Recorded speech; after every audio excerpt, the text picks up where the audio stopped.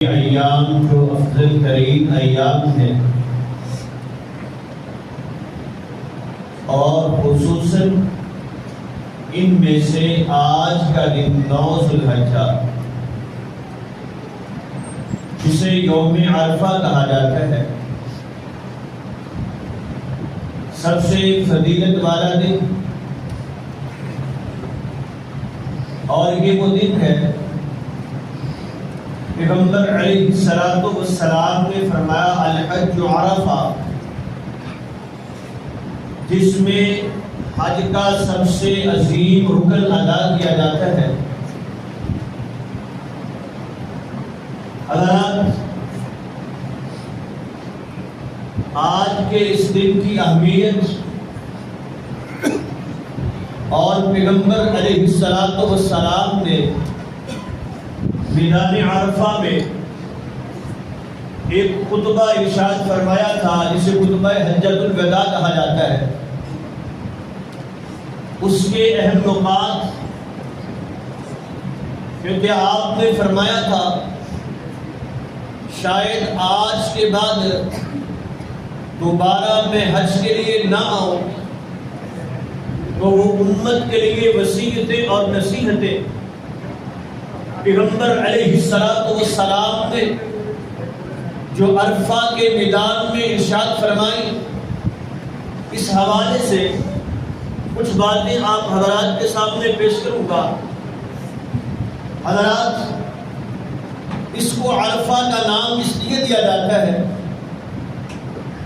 بعض مفسرین نے کہا کہ چونکہ حضرت آدم علیہ السلام اور ماں حوا کی ملاقات اس مقام پہ جبل عرفہ پہ ہوئی تھی، اس لیے اس مقام کی وجہ سے کہ جس دن اس جگہ پہ لوگ حاجی جاتے ہیں اس کو یوم عرفہ کہا جاتا ہے۔ یا دوسرا سبب، حضرت ابراہیم علیہ السلام کو جب حج کا طریقہ، حج کے فرائض سکھائے گئے تو انہوں نے فرمایا عرفتو، میں نے یہ احکام سیکھ لیے، جان لیے، تو اسی لفظ سے اس مقام کا نام مقام عرفہ پڑا۔ حضرات، یہ وہ دن ہے جس کے بارے میں خالق کائنات نے ارشاد فرمایا اليوم اکملت لکم دینکم وَأَتْمَمْتُ عَلَيْكُمْ نِعْمَتِي۔ آج کے دن اس امت پر یہ بڑا احسان ہوا کہ اللہ نے دین کو کامل کر دیا۔ یہی وجہ ہے جب ایک یہودی حضرت عمر فاروق رضی اللہ تعالی عنہ سے کہتا ہے کہ آپ کی کتاب قرآن مجید میں ایک آیت ایسی ہے، اگر وہ آیت ہماری کتاب میں ہوتی، وہ تورات میں ہوتی، تو جس دن وہ آیت نازل ہوئی تھی ہم اس کو عید کا دن بنا دیتے۔ عمر فاروق کہتے ہیں کون سی آیت؟ کہنے لگا الیوم اکملت لکم دینکم۔ یہ جو اعزاز اس امت کو ملا ہے کہ وہ نبوت کا سلسلہ جو آدم علیہ السلام سے شروع ہوا، چلتا چلتا اللہ نے پیغمبر علیہ السلام کے لیے فرما دیا الیوم اکملت لکم دینکم، کہ دین کا سلسلہ آج مکمل ہو گیا۔ اب اس میں یہ اشارہ تھا کہ جب دین مکمل ہو گیا تو اس کے بعد نہ کسی نبی کی ضرورت ہے، نہ درمیان میں کوئی اور امت آئے گی، تو یہ امت بھی آخری، یہ نبی بھی آخری۔ اس لیے وہ یہودی کہتا ہے یہ آیت ہمارے اوپر ہماری کتاب میں نازل ہوتی، ہم اس کو عید بنا دیتے۔ حضرات، اس دن کی فضیلت اللہ رب العالمین نے قرآن مجید میں اس دن کی قسم اٹھائی، وشاہد ومشہود۔ حافظ ابن کثیر رحمۃ اللہ علیہ فرماتے ہیں وشاہد، اس سے مراد جمعے کا دن ہے، ومشہود، اس سے مراد عرفہ کا دن ہے کہ اللہ نے اس دن کی عظمت کو بیان کرنے کے لیے اس کی قسم اٹھائی ہے. اور اس دن کی فضیلت یہ ہے، پیغمبر علیہ السلام نے فرمایا کہ اللہ رب العالمین نے آدم علیہ السلام کی پشت سے قیامت تک جتنے انسان آنے تھے سب کی روح کو نکالا عرفہ مقام پہ، اور ان سے اللہ نے اپنی ربوبیت کا جو عہد لیا تھا وہ عہد بھی اسی مقام پہ، مقام عرفہ پہ لیا گیا. نبی کریم علیہ السلام نے فرمایا من ظہر آدم بنعمان یعنی عرفہ. عرفہ مقام پر اللہ رب العالمین نے آدم علیہ السلام کی پشت سے یہ ساری روحوں کو نکال کے ان سے یہ وعدہ لیا تھا. تو یہ اس مقام کو فضیلت حاصل ہے. حضرات اس دن کی فضیلت کیا ہے؟ پیغمبر علیہ السلام نے فرمایا تھا یوم عرفہ و یوم النحر و ایام التشریق عیدنا، یہ ہماری عید کے دن ہے. تو آج کے دن کو بھی پیغمبر علیہ السلام نے یہ جو عظمت والا بیان کیا کہ یہ گویا کہ عید کا دن ہے، مسلمانوں کے لیے بڑا عظیم دن ہے. اور یہ دن کی فضیلت پیغمبر علیہ السلام نے فرما دیا صیام یوم عرفہ احتسب علی اللہ، اس دن کا روزہ رکھنا مجھے اللہ سے امید ہے کہ یہ 2 سال کے گناہوں کا کفارہ بن جائے گا. یہ ایک دن کا روزہ، یوم عرفہ کا روزہ، پیغمبر علیہ السلام نے فرمایا یہ 2 سال کے گناہوں کا کفارہ ہے. اس دن کی فضیلت کیا ہے؟ پیغمبر علیہ السلام نے فرمایا، صحیح مسلم کی روایت ہے، آقا نے فرمایا کہ اللہ اس دن آسمان دنیا پہ نزول فرماتے ہیں اور اللہ فرشتوں کے سامنے بطور فخر اپنے بندوں کا ذکر کرتے ہیں، دیکھو میرے بندوں کو کیسے بڑا عمدہ حالت میں ایک ہی لباس میں، ایک ہی انداز میں میدان میں کھڑے ہوئے میرا ذکر کر رہے ہیں، مجھے پکار رہے ہیں. میرے فرشتوں گواہ ہو جاؤ یہ جتنے آنے والے ہیں میں نے ان کو معاف کر دیا. اسی لیے پیغمبر علیہ السلام نے فرمایا ما من یوم اکثر ان یعتق اللہ عبدہ من النار، کوئی اور دن ایسا نہیں ہے کہ جس دن اللہ سب سے زیادہ لوگوں کو جہنم سے آزاد کرتے ہوں. اس دن سے یہ دن ایسا ہے کہ سب سے زیادہ اللہ اس دن لوگوں کو جہنم سے آزاد کرتے ہیں. یہ اس دن کی فضیلت ہے. آج جہنم سے آزادی کا دن ہے. اللہ رب العالمین جس دن لوگوں کو سب سے زیادہ جہنم سے آزاد کرتے ہیں یہ وہ دن ہے، اس دن کو یہ فضیلت حاصل ہے. تو آج کے دن ہمیں کرنا کیا ہے تاکہ ہم اس دن کی فضیلت سے محروم نہ رہیں، تاکہ ہم اس دن کی برکات کو سمیٹ سکیں. حضرات سب سے پہلے پیغمبر علیہ السلام کا جو عمل تھا کہ آپ اس دن غسل کا اہتمام کیا کرتے تھے. جناب علی المرتضی رضی اللہ تعالی عنہ فرماتے ہیں کہ پیغمبر علیہ السلام اغتسل کل یوم جمعہ، ہر جمعہ کے دن غسل کرتے تھے. والفطری، عید الفطر کے دن بھی غسل کرتے تھے. ویوم النحر، یوم النحر کے دن بھی غسل کرتے تھے. اور ویوم عرفہ، عرفہ کے دن بھی پیغمبر علیہ السلام غسل کیا کرتے تھے. تو آج جمعے کا دن بھی ہے، عرفہ کا دن بھی ہے، پیغمبر علیہ السلام کا یہ عمل. اور دوسرا کرنے والا کام یہ ہے خصوصی طور پہ اللہ سے معافی مانگنا، توبہ کرنا. یہ مانگنے کا دن ہے تاکہ اللہ کی رحمت سے ہم محروم نہ رہ جائیں. اللہ رب العالمین کی طرف سے جو جہنم کی آزادی کے سرٹیفکیٹ مل رہے ہیں ہم اس سے محروم نہ رہ جائیں. تو خصوصی طور پہ اپنے گناہوں سے توبہ کرنا، اللہ سے معافی مانگنا تاکہ ہمارے دلوں کی یہ سیاہی اتر جائے، یہ زنگ اتر جائے، نور اس پہ آ سکے. اور تیسرا کام یہ ہے یہ رات جو آنے والی ہے حاجیوں کے ساتھ مشابہت کرنے کے لیے، جب وہ اللہ کے راستے میں سفر میں ہیں، عرفہ سے چلتے ہیں اور مزدلفہ میں جا کے رات گزارتے ہیں، تو ہماری رات بھی اللہ کے سامنے یوں گزرے. وہ تہجد میں اللہ کے کے سامنے کھڑے ہو کے جیسے قرآن کہتا ہے تتجافى جنوبهم عن المضاجع يدعون ربهم خوفا وطمعا ومما رزقناهم ينفقون. اللہ کے بندے کون ہیں؟ ایمان والے کون ہیں؟ اہل جنت کون ہیں؟ جنت کے مستحق کون ہیں؟ فرمایا تتجافى جنوبهم عن المضاجع يدعون ربهم خوفا وطمعا. جو راتوں کو سو کے بستر پہ رات نہیں گزارتے بلکہ ان کے پہلو بستروں سے الگ رہتے ہیں. يدعون ربهم خوفا وطمعا. وہ اپنے رب کو پکارتے ہیں خوف کی وجہ سے، اللہ کے عذاب سے ڈر کے، جنت کی لالچ میں وہ اللہ کو پکارتے ہیں. تو ہماری رات بھی اللہ کے سامنے اللہ کو پکارتے ہوئے گزرے تاکہ ان حاجیوں کے ساتھ مشابہت ہو جائے جو مزدلفہ میں اللہ کی راہ میں بیٹھے ہیں. ہماری رات بھی ایسے ہی گزرے. اور اسی طرح وہ اگلے دن جو قربانی کا عمل ہے جس کے بارے میں پیغمبر علیہ السلام نے فرما دیا ہے کہ اللہ رب العالمین کو اس دن قربانی سے زیادہ، خون بہا دینے سے زیادہ کوئی اور عمل محبوب نہیں ہے. سب سے پیارا عمل اس دن اللہ کے لیے وہ قربانی کرنا ہے، خون بہانا ہے. تو ہمیں یہ عمل کرنا، یہ قربانی پیغمبر علیہ السلام کی سنت، اس پہ عمل کرنا. اور اسی طرح اس دن کو ہم نے کیسے گزارنا ہے؟ جیسے وہ حجاج وہ عرفہ میں اللہ کو پکارتے ہوئے، اللہ سے دعائیں التجائیں کرتے ہوئے اس دن کو گزارتے ہیں.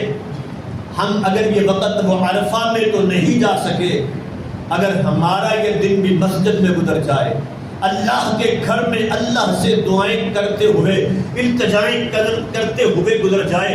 خصوصی طور پہ یہ جمعے کا دن بھی ہے.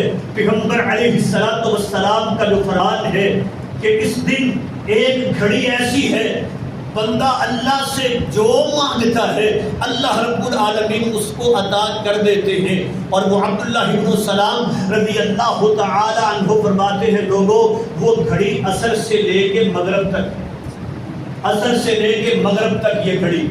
اسی لیے اسلاف کا یہ عمل رہا کہ وہ جمعہ کے دن عصر سے لے کے مغرب تک اس بات کا اہتمام کرتے کہ کسی سے بات بھی نہ کرے، مسلسل دعاؤں میں یہ وقت گزارا جائے. پھر یہ تو عرفہ کا دن ہے. اور آپ دیکھیں پیغمبر علیہ السلام نے اس دن دعا کا کتنا اہتمام کیا ہے. وہ عرفہ میں جو لوگ جاتے ہیں اس بات سے واقف ہیں، وہاں ظہر عصر ظہر کے وقت میں جمع کی جاتی ہے. ظہر کے وقت میں نماز جمع کی، خطبہ ہو گیا، اس کے بعد ظہر سے لے کے غروب آفتاب تک پیغمبر علیہ السلام مسلسل دعاؤں میں مشغول رہے. آپ اندازہ کریں کتنا وقت گزرا ہے. فجعل بطن ناقته الى الصخرات، حدیث کے الفاظ ہیں، سواری پہ بیٹھے ہیں، دعا شروع ہوئی، فما زال يحلل ويكبر. غروب آفتاب تک پیغمبر علیہ السلام وہ تحلیلات، تکبیرات، اللہ کا ذکر، اللہ سے دعائیں التجائیں کرتے رہے ہیں.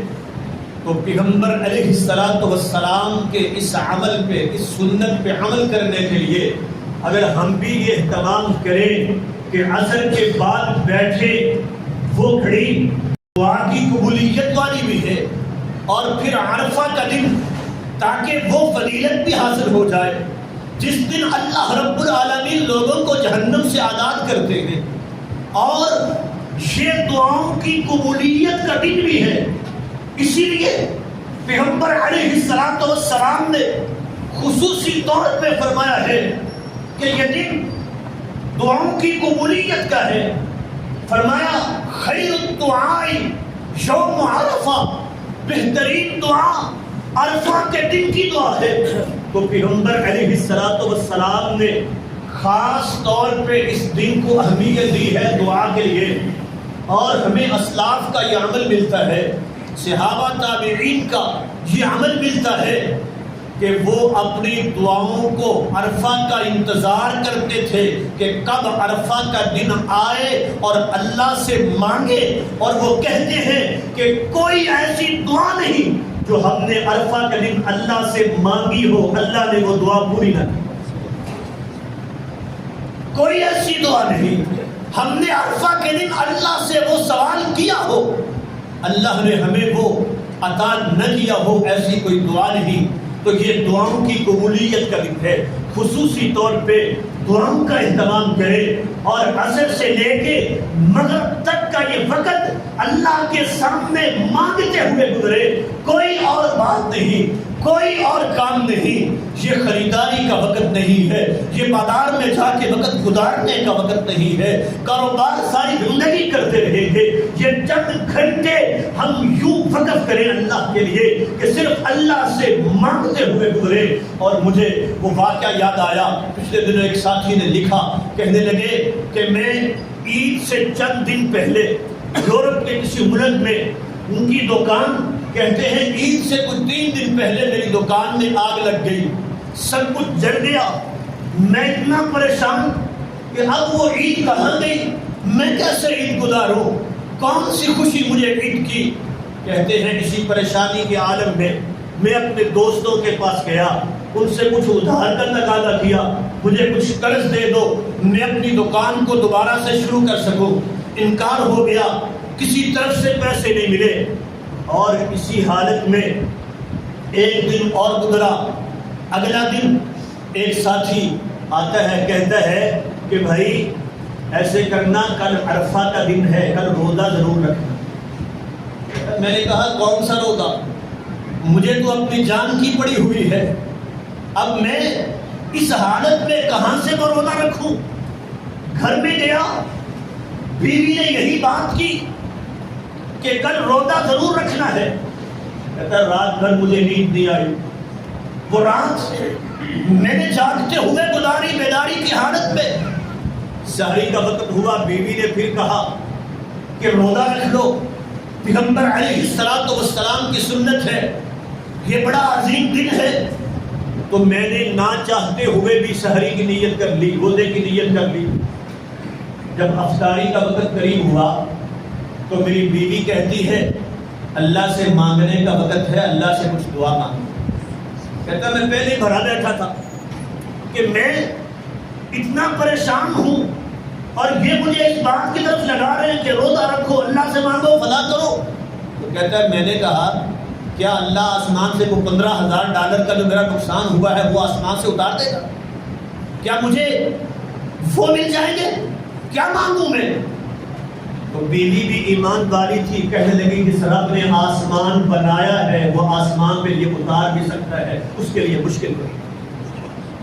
ہاتھ اٹھائے، مانگا، کہتا ہے سوال کر رہا ہوں لیکن میرے ذہن میں ایک ہی بات کی ہوئی ہے کہ میرا اتنا نقصان ہو گیا، اب میں کیا کروں گا، میرا تو کاروبار تباہ ہو کے رہ گیا۔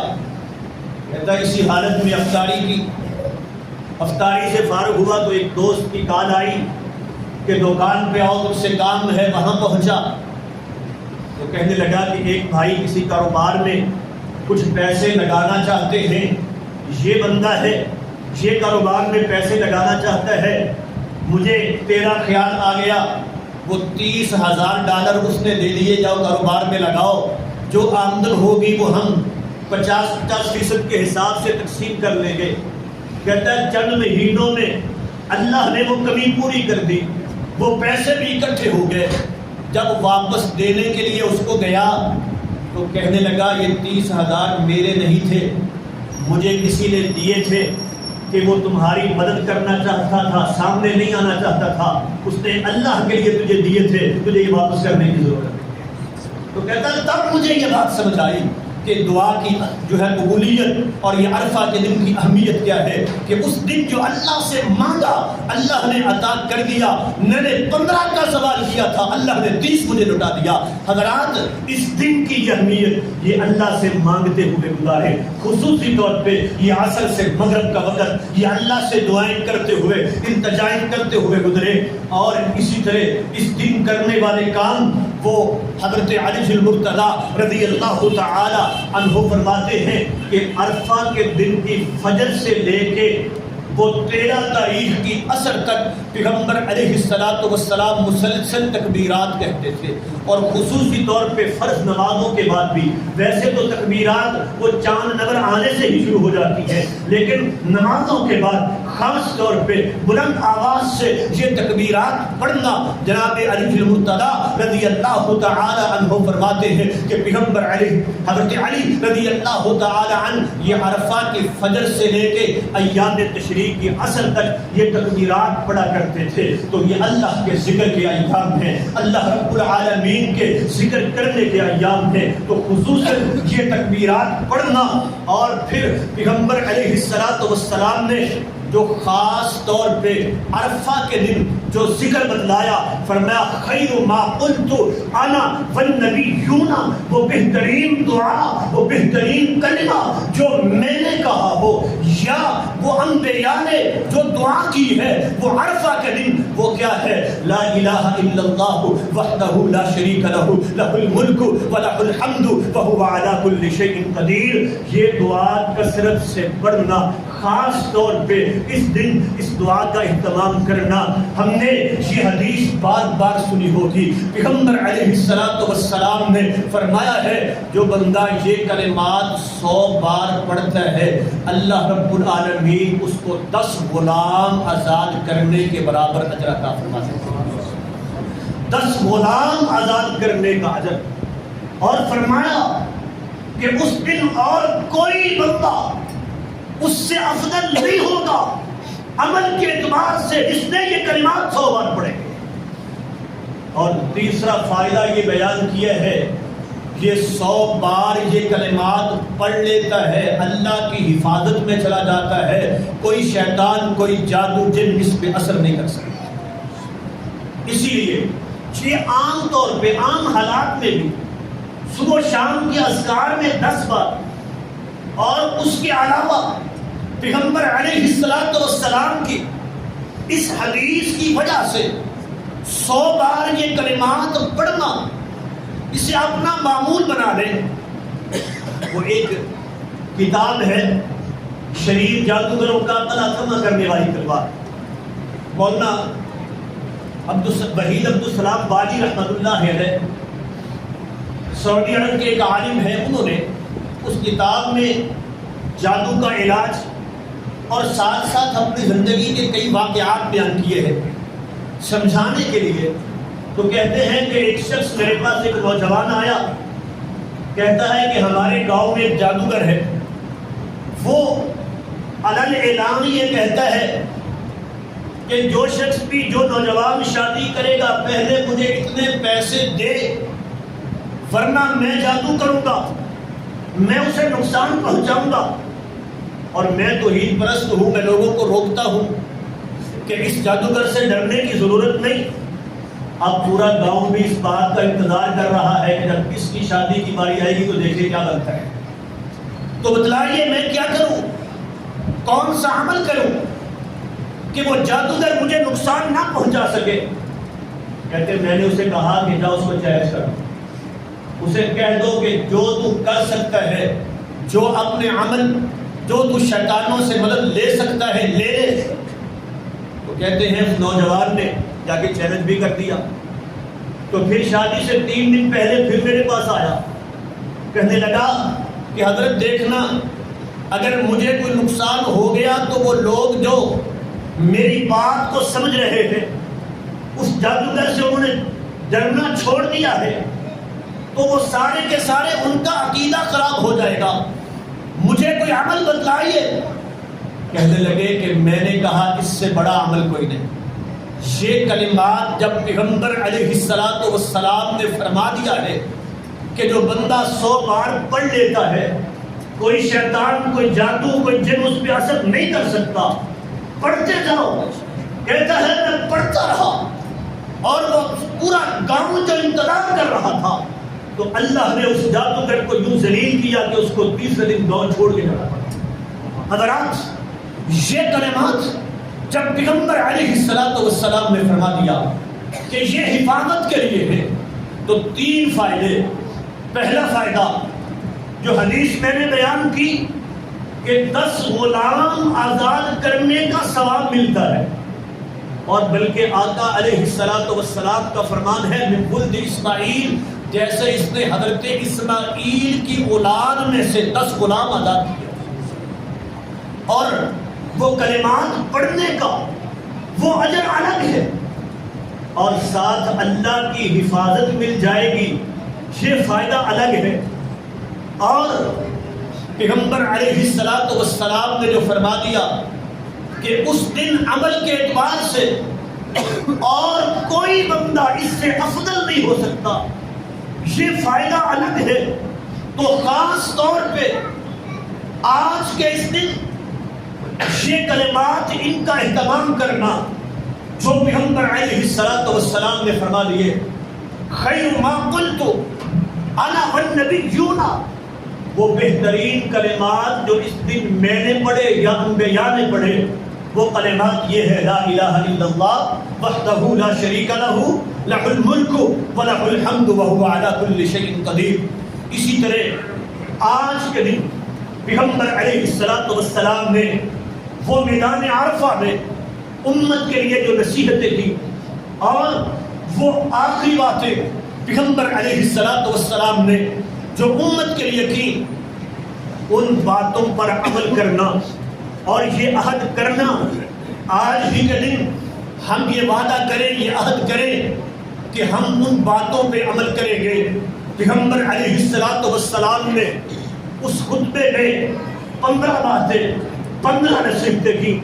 پہلی بات فرمایا لوگو ان دماءکم واموالکم علیکم حرام کحرمت یومکم ھذا، لوگوں تمہارے خون تمہارے مال آپس میں یوں حرام ہیں جیسے آج کا دن حرمت والا ہے. تو کسی مسلمان کو نقصان نہ پہنچانا.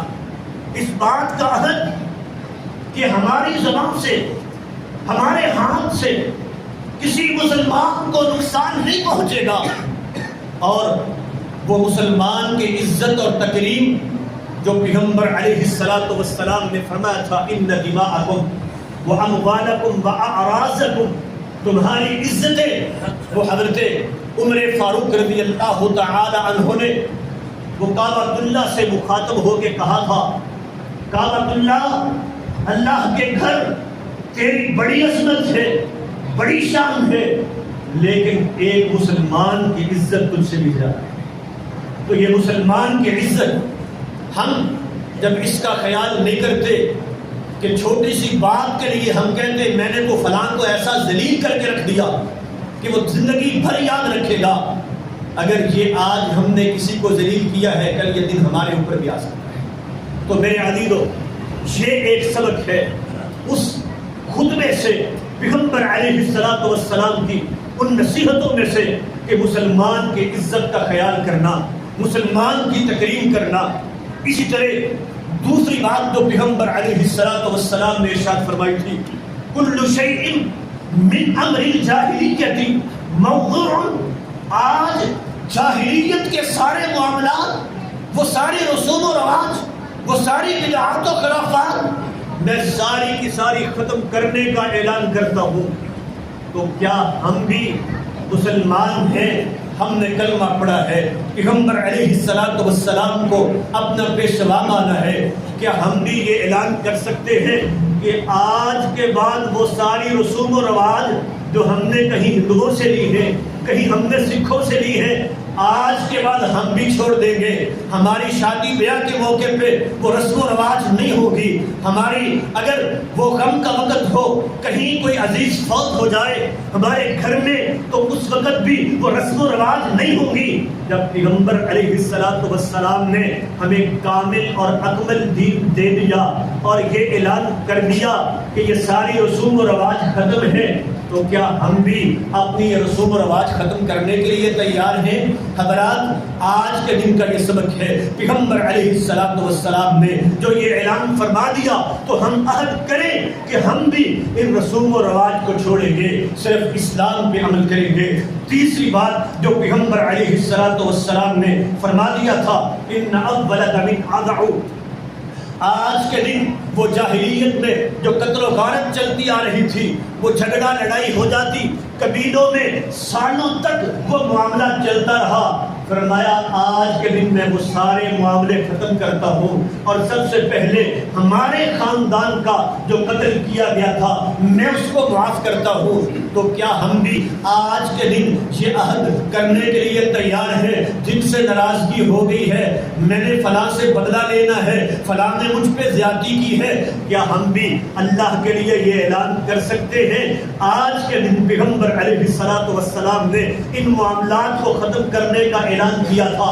ہم بھی یہ اعلان کریں، جن سے میں ناراض ہوں، جس نے مجھ پہ زیادتی کی ہے، میں اللہ کے لیے سب کو معاف کرتا ہوں. خصوصاً یہ عزیز و اقارب نے میرے فلاں عزیز سے میری ناراضگی ہے، اس نے مجھ پہ زیادتی کی، اس نے فلاں ظلم کیا، اس نے میرے ساتھ فلاں زیادتی کی، اللہ کے لیے میں اس کو معاف کر دوں. کہ پیغمبر علیہ السلام نے اس دن یہ عام معافی کا اعلان کیا تھا. حضرات، چوتھی بات پیغمبر علیہ السلام نے جو خطبہ حجۃ الوداع میں اعلان کیا تھا، فرمایا تھا کہ آج کے دن میں سود کو ختم کرنے کا اعلان کرتا ہوں.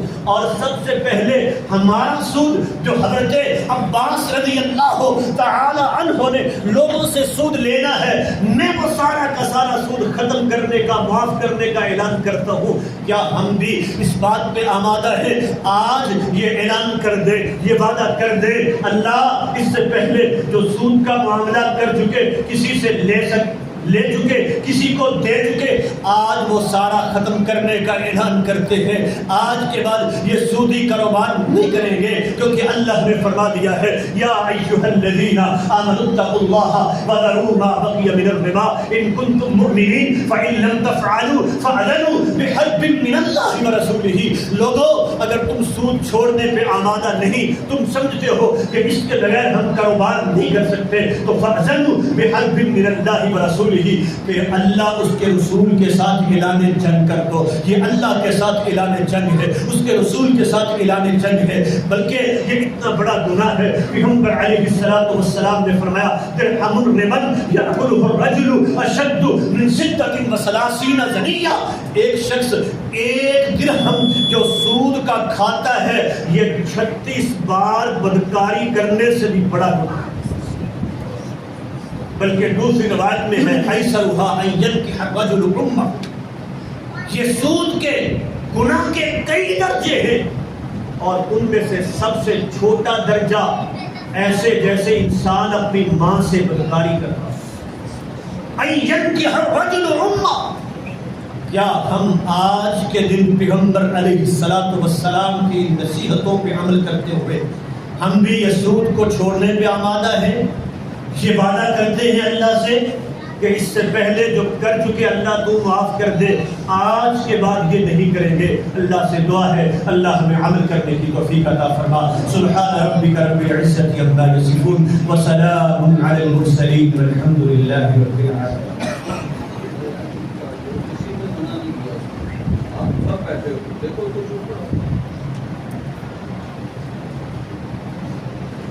إن الحمد لله نحمده ونستعينه ونستغفره ونؤمن به ونتوكل عليه ونعوذ بالله من شرور أنفسنا ومن سيئات أعمالنا من يهده الله فلا مضل له ومن يضلل فلا هادي له وأشهد أن لا إله إلا الله وحده لا شريك له وأشهد أن محمدا عبده ورسوله اللهم صل على محمد وعلى آل محمد كما صليت على إبراهيم وعلى آل إبراهيم إنك حميد مجيد اللهم بارك على محمد وعلى آل محمد كما باركت على إبراهيم وعلى آل إبراهيم إنك حميد مجيد اللهم اغفر لنا وارحمنا إنك أنت الغفور الرحيم اللهم انفعنا بما علمتنا وعلمنا ما ينفعنا وزدنا علما اللهم إنا نعوذ بك من جهل البلاء ودرك الشقاق وسوء القضاء وشماتة العالم سبحان ربك رب العزة عما يصفون وسلام على المرسلين والحمد لله رب العالمين.